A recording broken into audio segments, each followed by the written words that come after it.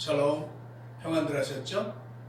안타깝게도 또다시 이렇게 영상으로 만나게 되었습니다. 속히 이 사태가 진정이 되기를 기도합니다. 벌써 11월의 마지막 주간입니다. 이 금년도 12월 한 달밖에 남지 않았네요.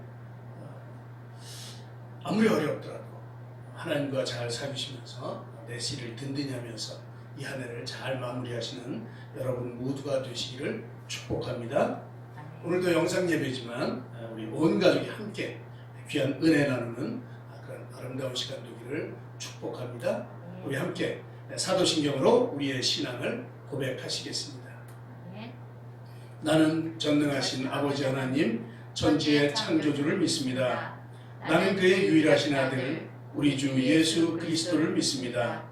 그는 성령으로 잉태되어 동정녀 마리아에게서 나시고 본디오 빌라도에게 고난을 받아 십자가에 못 박혀 죽으시고 장사된 지 사흘 만에 죽은 자 가운데서 다시 살아나셨으며 하늘에 오르시어 전능하신 아버지 하나님 우편에 앉아 계시다가 거기로부터 살아있는 자와 죽은 자를 심판하러 오십니다. 나는 성령을 믿으며 거룩한 공교회와 성도의 교제와 죄를 용서받는 것과 몸의 부활과 영생을 믿습니다. 아멘. 우리 다 같이 찬송, 찬양, 나의 힘이 되신 여호와여 같이 찬양하시겠습니다.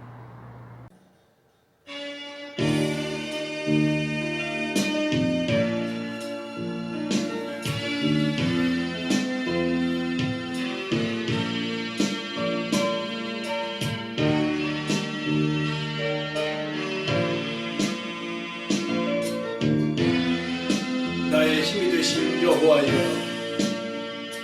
나의 힘이 되신 여호와여 내가 주님을 사랑합니다. 주는 나의 반석이시며 나의 요새시라. 주는 나를 건지시는 나의 주 나의 하나님 나의 피할 바위시요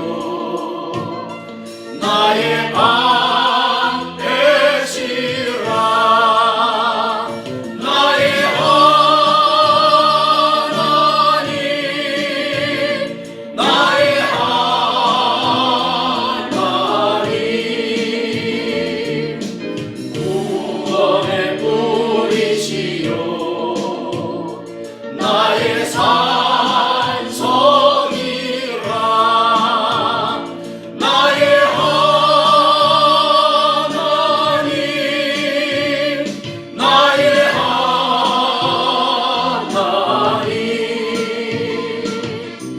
그 나의 여호와 나의 구세주 나의 하나님 나의 하나님 그는 나의 여호와 나의 구세주. 아멘. 주님이 우리의 피난처가 되십니다. 우리의 귀한 바위가 되십니다. 그분이 우리의 구원자 되십니다. 아멘.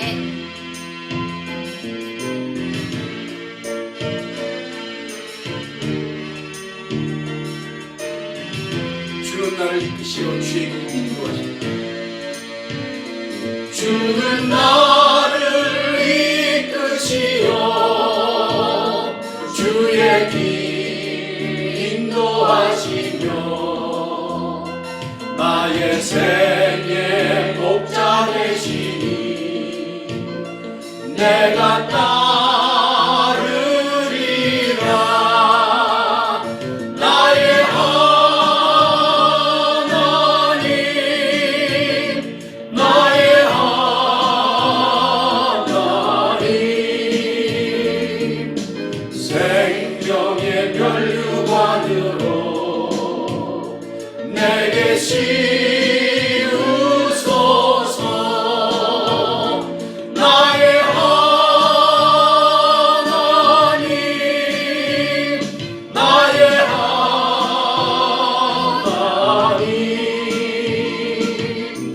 그는 나의 여호와, 나의 구세주, 나의 하나님, 나의 하나님,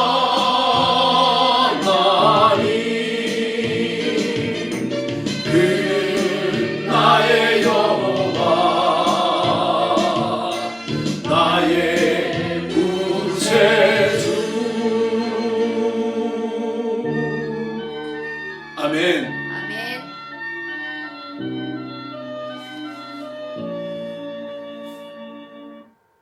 우리 찬양 하나 더 하시겠습니다.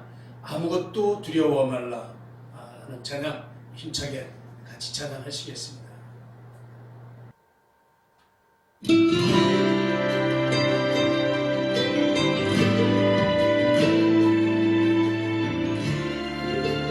아무것도 두려워하지 마시기 바랍니다. 주님이 지켜주십니다.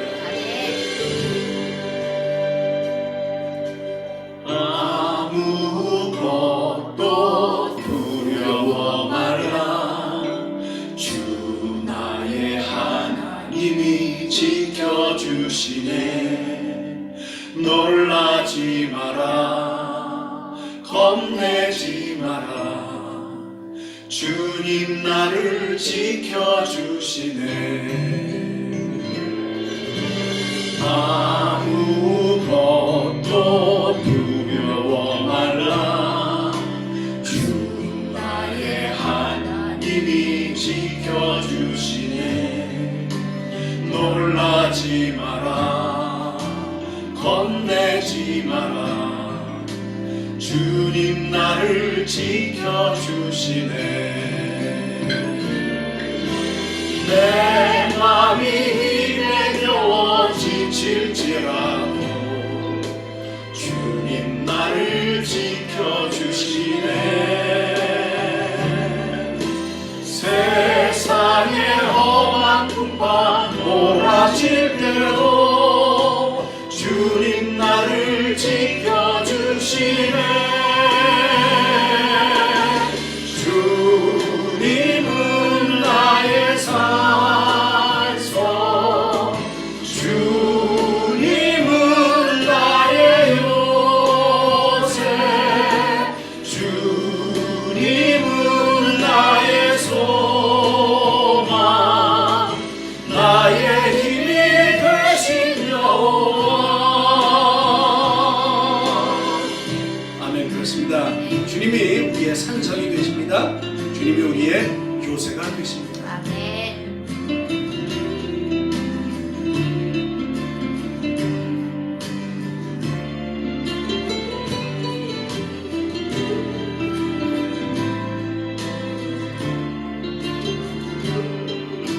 내 마음이 힘에 겨워 지칠까. 내 맘이 힘에 겨워 지칠지라도 주님 나를 지켜주시네.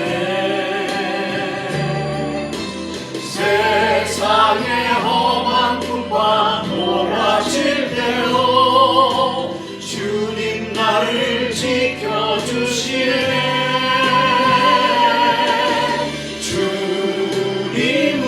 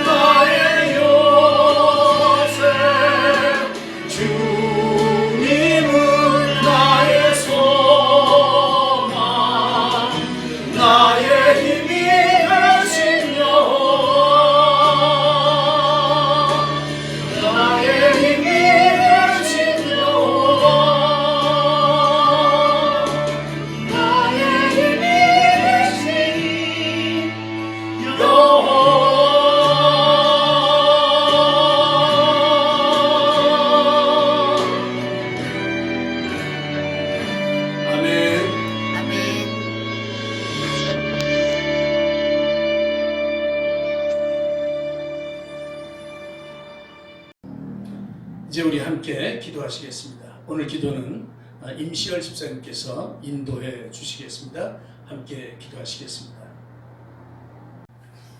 참 좋으신 헷세대의 하나님, 두 번째 사회적 거리두기 2단계로 인해 공동체가 2주간 흩어져서 당신께 예배드리게 되었습니다. 하나님, 이 시간 각자의 자리에서 드려지는 성도들의 찬양과 기도와 마음을 받아주시옵소서. 하나님, 코로나 사태가 진정세를 보이지 않고 있습니다. 겨울을 맞아 더욱 악화되어 전 세계가 혼란에 빠져 있습니다. 우리들의 가까운 주변에서도 계속해서 확진자가 늘면서 위협을 받고 있습니다. 우리들의 일상이 어쩌면 통째로 무너질지도 모른다는 불안감으로 살아가는 지금, 코로나 사태를 다스리시는 전능하신 하나님을 바라보며 우리들의 모습이 하나님의 뜻에서 얼마나 많이 벗어났는지 돌아보게 됩니다. 짧게는 지난 한 주도 하나님의 자녀답게 살지 못했음을 고백합니다. 여전히 내가 주인이었고 나를 사랑했고 이웃을 돌보지 않았으며 나 자신을 자랑하며 내 고집대로 살았습니다. 우리들의 허물을 당신의 사랑으로 용서하여 주시고 새롭게 하여 주시옵소서. 이 나라와 이 민족을 위해 기도합니다. 혼란스러운 바이러스 사태를 맞아 지도자들에게 국민을 사랑하는 마음, 생명을 소중히 여기는 마음, 특별히 인간의 노력으로는 어찌할 수 없음을 깨닫고 하나님을 두려워하는 마음을 주셔서 정직하게 나라를 다스려가는 위정자들로 세워주시옵소서. 특별히 당신의 은혜로 이 땅에 세워주신 한국교회를 지켜주시옵소서. 순교자들의 피를 허락하셔서 그 열매로 세워진 한국교회입니다.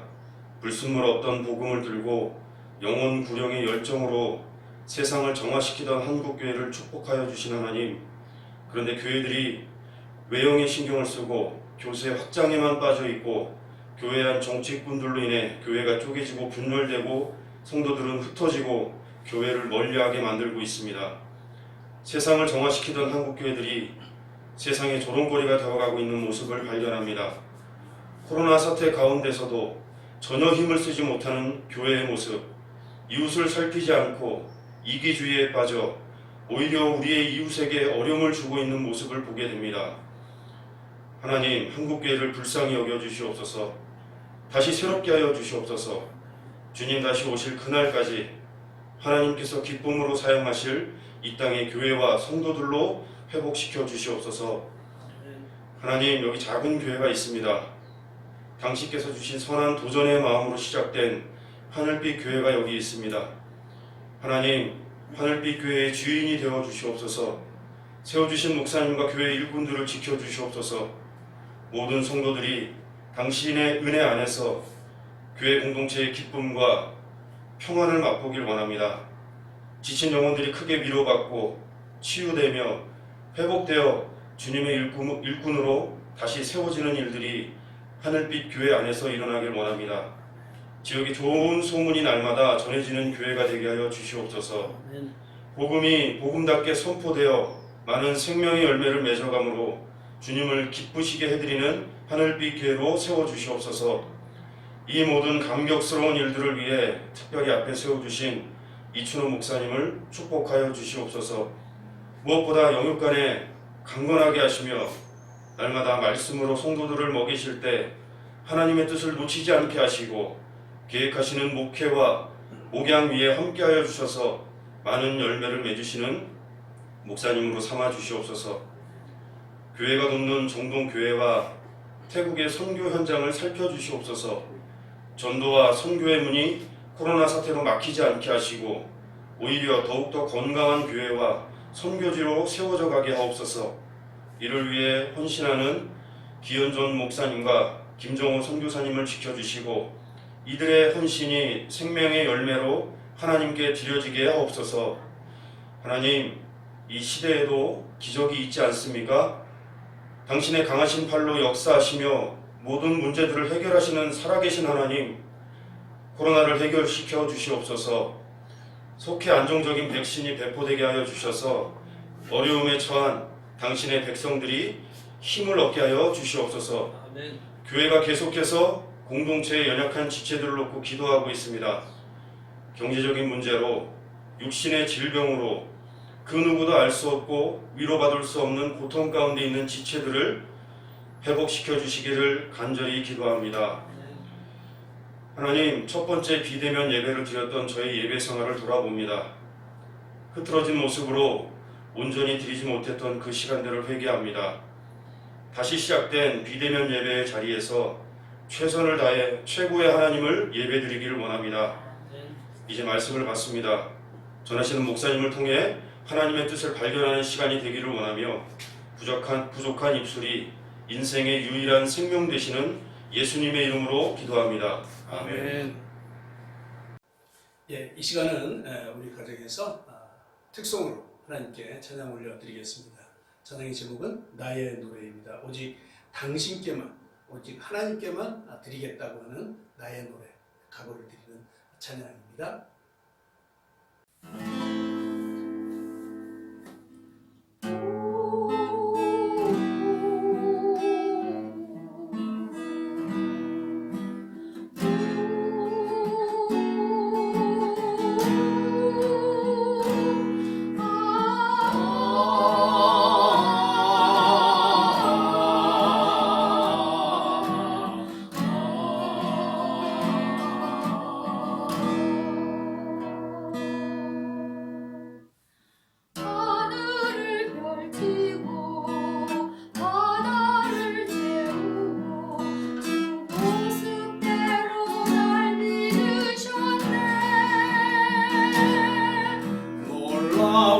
창조 능력 만물에 부요함 끝없는 사랑과 그 은혜 나의 노래 간절한 내 기도 오직 당신께만 향한 내 노래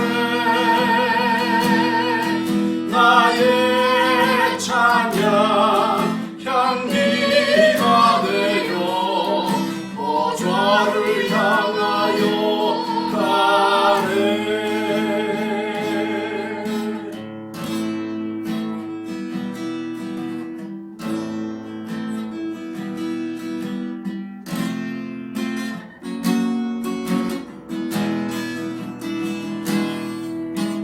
나를 만드시고 나를 부르시는 나 예수 아버지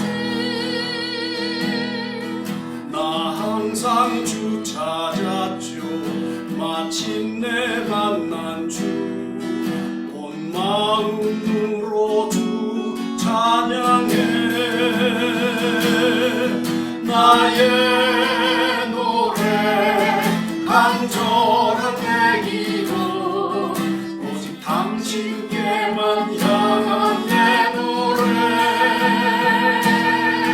나의 찬양 향기가 되어 보좌를 향하여 가네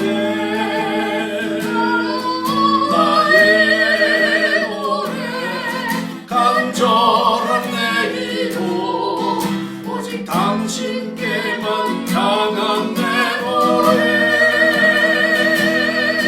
나의 찬양 향기가 되어 보좌를 향하여 가네 하늘 위 아버지께로 나의 노래 나의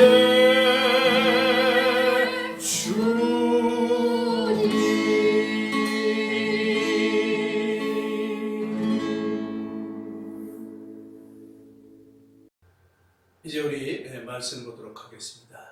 오늘 말씀은 마태복음 19장 16절로 22절의 말씀입니다. 마태복음 19장 16절로 22절의 말씀 우리 한 목소리로 같이 합독하도록 하시겠습니다. 16절부터 봉독하십니다.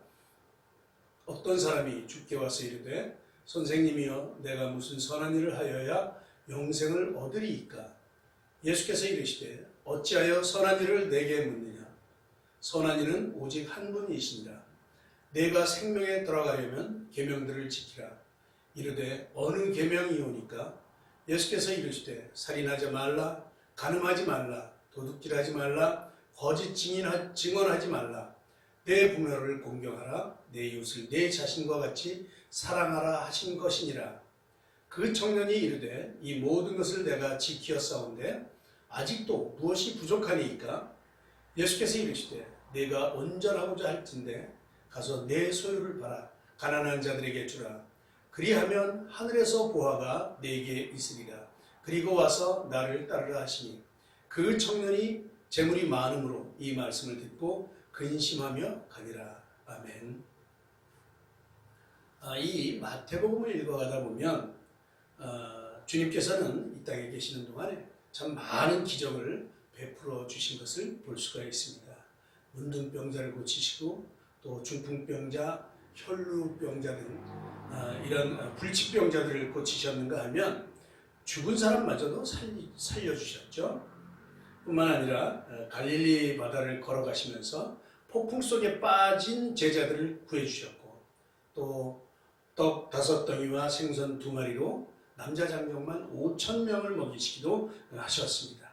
그때 주님께서는 당신의 도움을 필요로 하는 자들의 진실성 여부, 그 진실성 여부를 따지지 않으셨어요.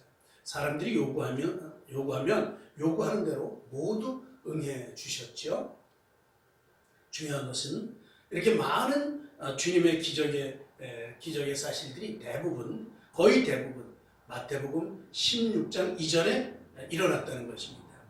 우리 마태복음 16장 16절에 보면 시몬 베드로의 고백을 통해서 주님께서 하나님의 아들이신 그리스도 곧 메시아임이 밝혀진 그 이후에는 주님을 찾는 자들에게 그들이 요구하는 기적을 베풀어 주시기보다는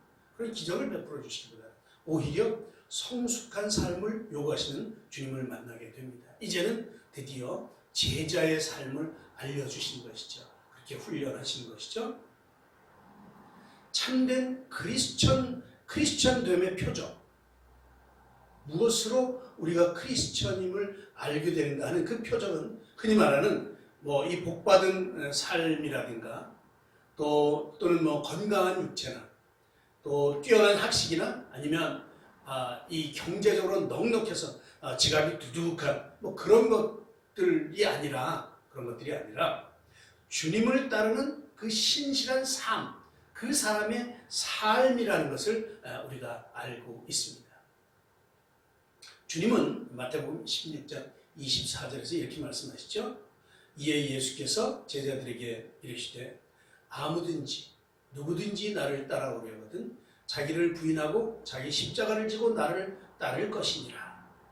그러니까 주님의 진정한 제자가 되는 길은 우리가 너무도 잘 알고 있듯이 자기를 부인하고 자기 십자가를 지고 주님을 따르는 길임을 분명히 주님은 말씀해 주고 계십니다. 그리고는 주님께서는 끝내 당신의 몸을 던져서 그 십자가의 고난을 당하셨지. 그것이야말로 주님께서 우리 인간을 위해 베풀어 주실 수 있는 가장 큰 기적이었고 또 신실하게 주님을 따르는 삶을 추구하면서 가야 할 우리 인간들이 최후의 종착역, 최후의 목적지였던 것입니다. 그것이 바로 십자가라는 것이죠. 자기를 부인하고 십자가를 지는 길이라는 것이죠. 그것으로부터 얻게 되는 그 부활의 영광, 그 부활의 영광은 자신의 몸을 던지기까지 자기를 부인하고 자기 십자가를 진 결과로서만 주어지기 때문인 것을 우리가 알게 됩니다. 오늘 우리가 읽은 본문 역시 진정한 제자의 삶은 자기를 부인하고 주님을 따르는 길임을 말씀하고 있는 본문입니다. 젊은 나이에 큰 성공을 거둔 한 청년이 예수님을 찾아왔어요. 그리고는 말하죠. 무슨 선한 일을 하면 영생을 얻을 수 있겠느냐? 이렇게 질문을 합니다.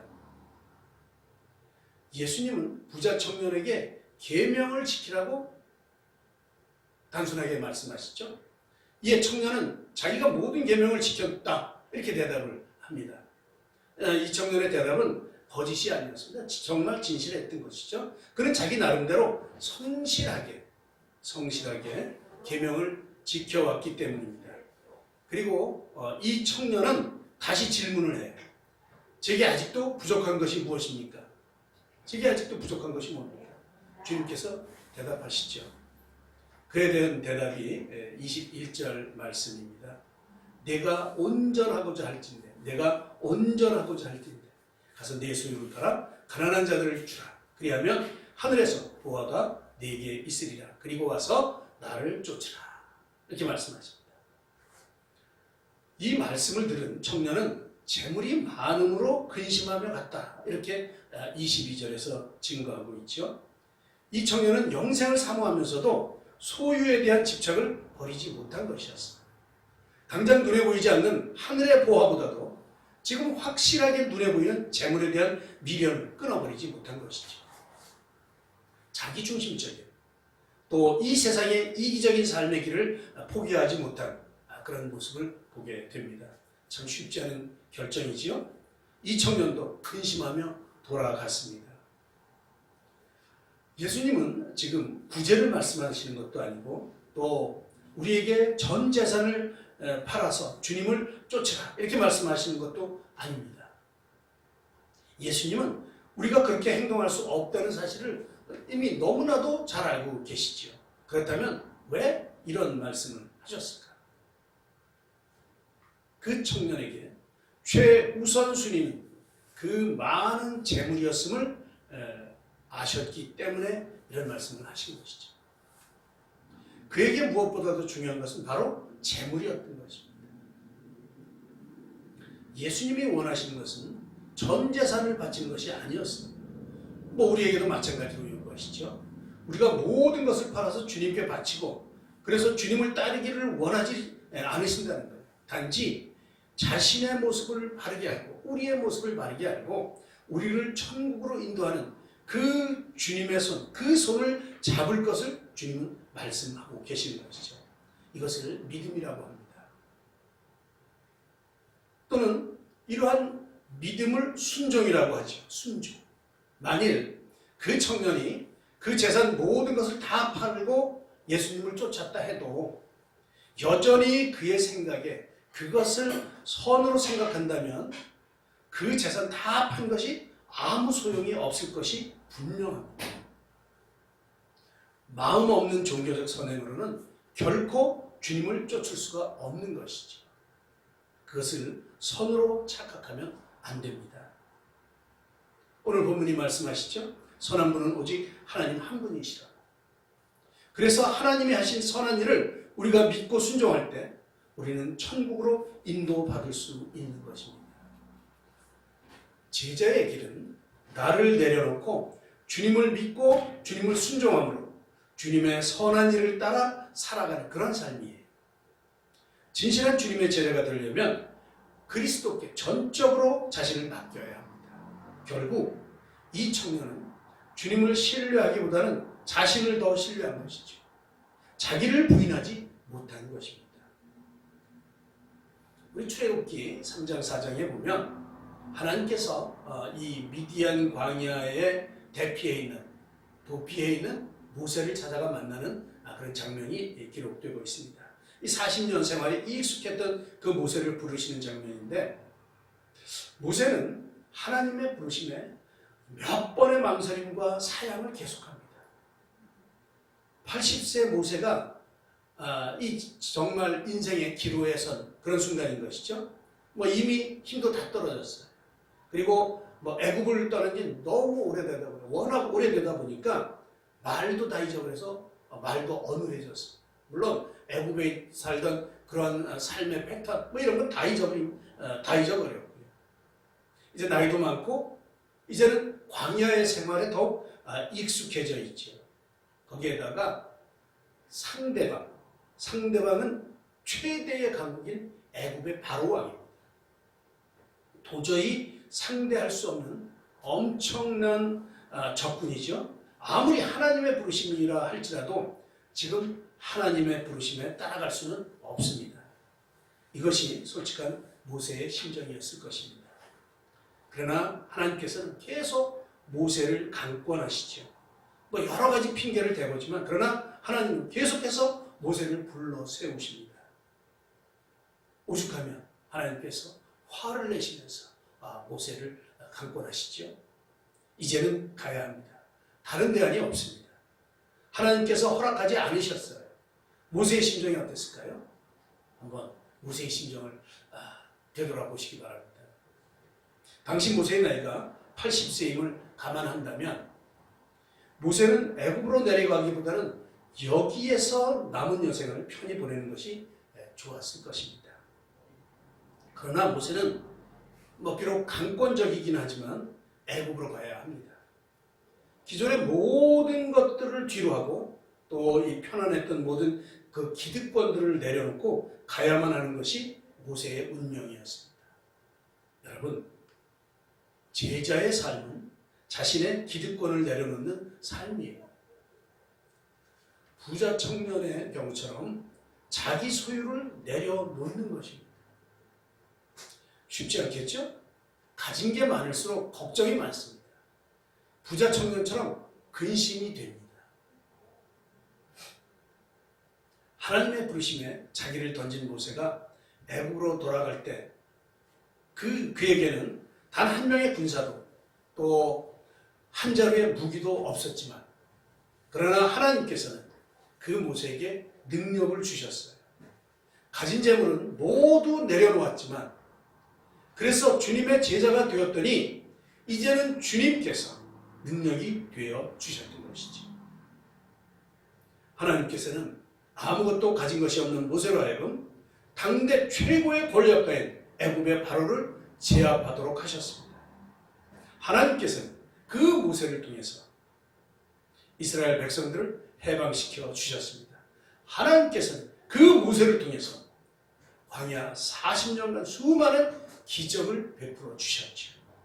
하나님께서는 그 모세를 통해 성경을 기록하는 하나님의 대언자가 되게 하셨습니다.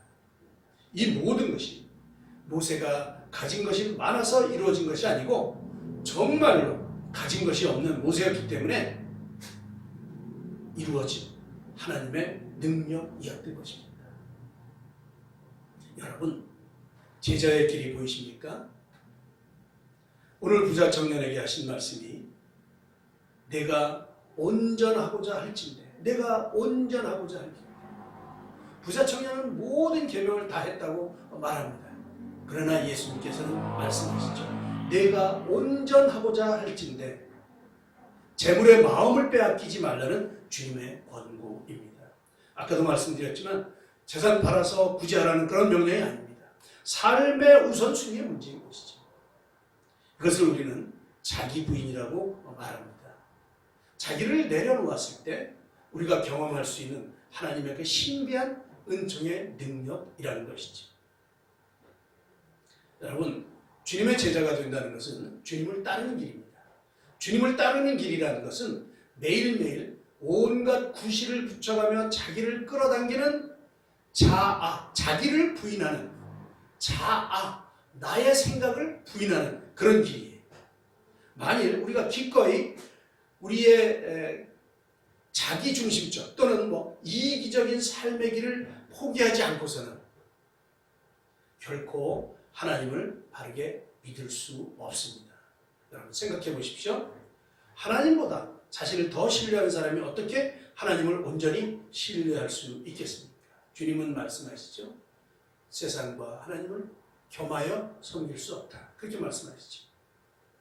그런 사람은 일평생 동안 열심히 교회 생활을 할 수는 있지만 그러나 그를 통해 하나님의 역사가 일어날 수는 없습니다. 주님은 말씀하시죠. 누구든지 나의 제자가 되고 싶으면 자신을 부인하고 자기 십자가를 지고 나를 따르라. 이렇게 말씀하십니다. 기독교에서 말하는 제자의 길이란 자기를 부인하는 것으로부터 시작됩니다. 됩니다. 자기를 부인한다고 하는 것은 자기를 버리는 거예요. 전적으로 나를 주님께 맡기는 것입니다. 나를 버릴 때, 자아를 버릴 때 주님께서 온전히 나를 들어 역사하실 수 있기 때문에 그렇습니다. 여러분 혹시 이런 사진 보신 적 있나요? 미국의 나이아가라 폭포입니다. 저 폭포에 외줄 타는 사람이 있죠. 1890년대에 이 외줄 타기에 아주 도사 신의 경지에 오른 프랑스인 찰스 블론딘이라는 사람, 이 사람이 이렇게 한 사람을 등에 업고 미국의 나이아가라 폭포를 건너가는 그런 사진입니다. 뭐 보기만 해도 아찔한 장면이지요. 그 블론딘이 나이아가라 폭포에서 외줄타기를 한다고 하는 이 광고를 했을 때 많은 사람들이 그 장면을 보기 위해서 몰려들었다고 그래요. 그때 블론딘이 거기 모인 많은 사람들에게 물었지요. 여러분, 제가 사람을 얻고 이쪽에서 저쪽까지 갔다 올 수 있다고 믿습니까? 이렇게 물어봤습니다. 모인 수많은 사람들은 이미 블론딘이 이 나이아가라 폭포 위를 건너갔다 온 이런 많은 일들을 보았기 때문에 또 신의 경지에 오른 그의 실력을 익히 잘 알고 있기 때문에 외치죠. 믿습니다. 믿습니다. 이렇게 대답을 하였지요. 이때 블론딘이 다시 묻습니다. 그렇다면 여러분 중 한 분께 저의 등에 업혀서 나이아가라 폭포를 건너가는 그런 행운을 드리겠습니다. 자, 어느 분이 제게 업혀서 건너갔다 오시겠습니까? 여러분 같으면 어떻게 하시겠습니까? 저도 안 업힙니다. 그죠? 어느 누구도 등에 업혀가겠다고 하는 사람 없지요. 없습니다. 그죠? 이런 무모한 일에 목숨을 맡기면 안 되죠. 그는 자기의 가장 친한 친구인 해리라고 하는 친구에게 부탁을 했습니다. 그래서 그 친구를 등에 업고 나이아가라 폭포를 건넜다고 하는 그런 일화입니다. 그렇습니다. 수천의 사람들이 외치죠. 우리는 당신을 믿습니다. 우리는 당신을 믿습니다. 그러나 그를 따랐던 사람은 없습니다. 오직 한 사람. 그것도 강권적으로. 주님을 따른다고 하는 것은 머리로 믿고 있는 그 무엇이 아니에요. 머리로 믿고 있다고 또는 지식으로 알고 있다고 하는 그런 것이 아니에요. 화려한 입술의 고백도 아니에요. 내가 믿습니다. 그런 고백도 아니에요. 내가 가지고 있는 그 소유의 일부로 그 선행을 베푸는 것도 결코 아닙니다. 주님을 따른다고 하는 것은 우리가 믿고 있는 그분에게 전적으로 나를 던지는 것입니다. 생명을 맡기는 것이죠. 그동안은 나의 것으로 살았어요. 내 것으로 살았어요. 내 지식으로 살았어요. 내 재산으로 살았어요. 내 힘으로 살기 위해서 많이 축적해 놨어요. 그러나 이제는 나의 힘의 원천이 재물이 아니라 나의 힘의 원천이 이 세상의 명예가 아니라 주님께 그 원천이 있음을 인정하고 고백하는 것. 그것이 바로 주님 앞에서 나를 부인하는 것입니다. 나는 가진 게 없다는 것이죠. 나는 힘이 없다는 것이죠. 나는 없다는 것이죠. 그래서 사도 바울은 나는 날마다 죽는다 이렇게 고백하지 않습니까? 바울은 매일 자신을 버리고 매일 자신을 부인하는 그런 사람이었습니다. 바울에게 그것이 가능할 수 있었던 것은 자신보다 하나님의 능력이 더 크다고 하는 사실을 믿었기 때문에 그렇습니다. 그 결과 하나님을 대적했던 그가 하나님에 의해서 인류의 역사를 새롭게 하는 하나님의 도구로 쓰임을 받은 것입니다. 자기 부인의 위대함입니다. 우리가 주님의 제자로 이 땅에 살아가는 동안 일평생 싸워야 할 대상은 절대로 우리 밖에 있지 않습니다. 우리가 싸워야 할 대상은 바로 우리 자신이에요. 우리의 자아와 싸워야 됩니다. 하나님을 믿는다고 수도 없이 고백을 하면서도 결정적인 순간에는 온갖 이유를 붙여가면서 자기 생각대로 하려고 하는 그러한 우리의 발목을 끌어당기는 우리의 생각, 우리의 자기. 하나님 말씀 앞에 나를 던지려고 할 때 불확실한 미래에 대한 두려움, 또 거기에 대한 불안 속으로 우리를 끌고 내려가려고 하는 나의 마음, 나의 생각, 그 자기를 부인해야 되는 것이죠. 그렇다면 여러분, 그 자기를 부인할 수 있는 힘이 어디에 있을까? 무엇입니까? 그것은 바로 전능하신 예수님입니다. 우리보다 월등히 크시고 능력이 많으시다고 그분을 고백한다면, 그렇게 믿는다면, 그렇게 안다면 그분께 모든 것을 맡길 수 있는 것이죠. 그래요. 주님은 만물보다 크신 분이십니다. 전능하신 분이십니다. 무엇이든지 하실 수 있는 능력 있는 분이십니다. 우리가 성경을 통해서 보지 않습니까? 주님은 우리에게 모든 것을 맡기라고 초청을 하십니다. 구원자 되신 주님께 나의 온 몸을 던질 때 비로소 주님의 도구로 쓰임받는 신실한 제자가 될 수 있는 것입니다.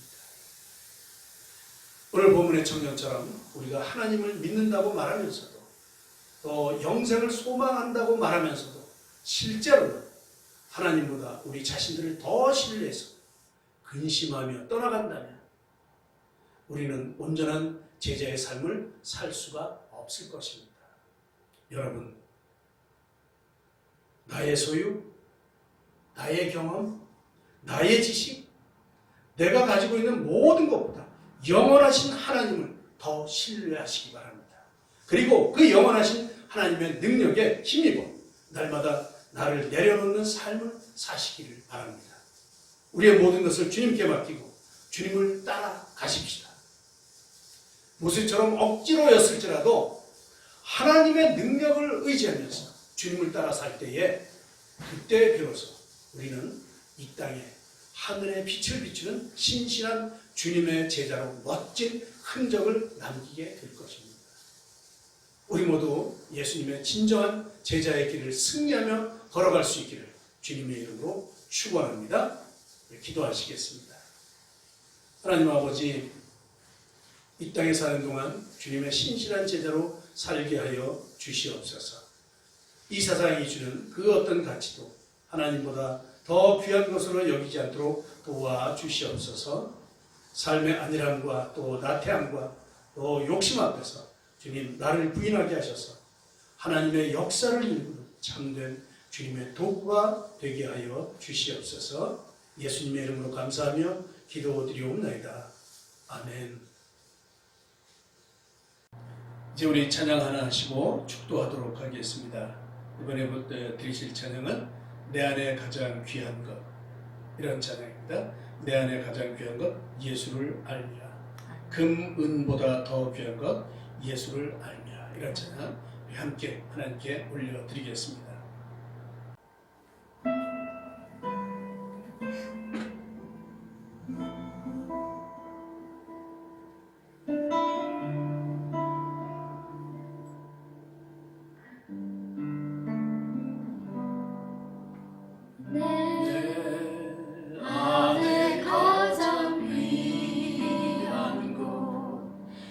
예수를 알미라. 아멘. 금은보다 더 귀한 것 예수를 알미라. 세상 지식보다 귀한 것 예수를 알미라. 내 안에 가장 귀한 것 예수를 알미라. 예수의 이름 존귀한 그 이름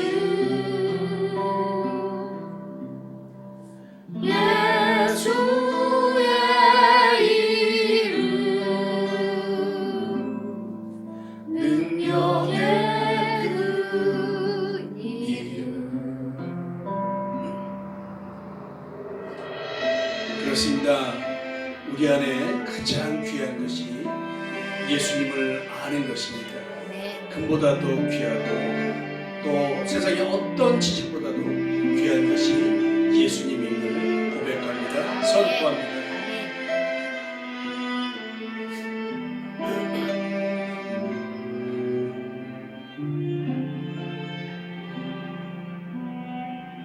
내 안에 가장 귀한 건 예수를 알미라. 내 안에 가장 귀한 것 예수를 알미라.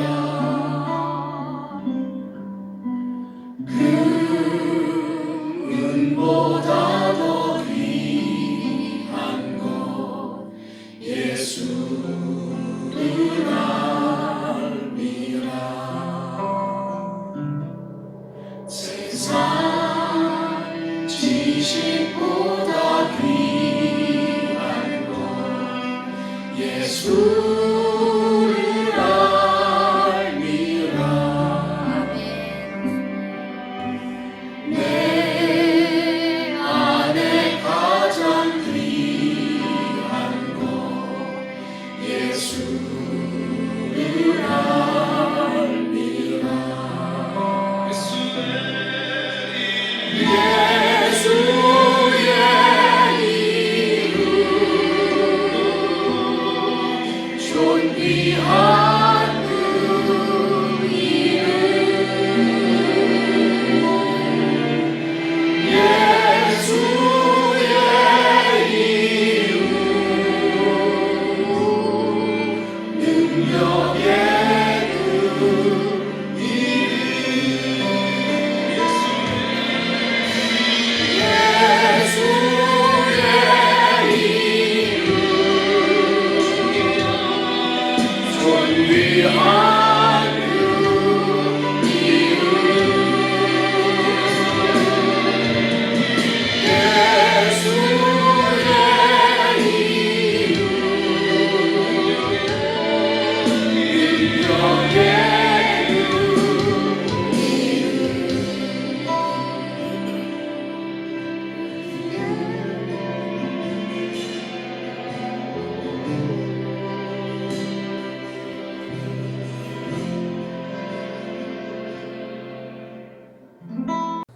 이제 우리 축도하시겠습니다.